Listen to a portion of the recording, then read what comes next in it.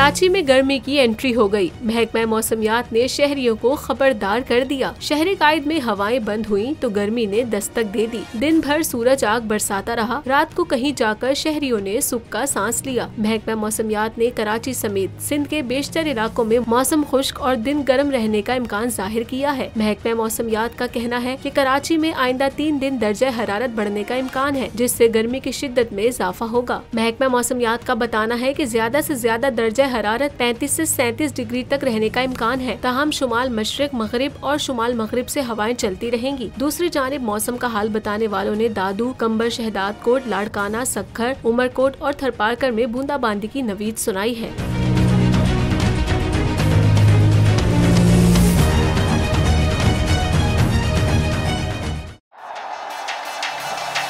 जिंदगी एक मैदान है और PSL 8 में हर टीम को छूना आसमान है। 6 टीमों के बीच धुआंधार लड़ाई।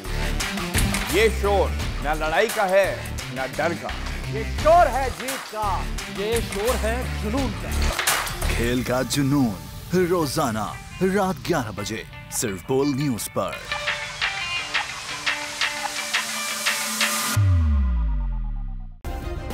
सब्सक्राइब करें और बेल दबाएं ताकि कोई खबर रह न जाए।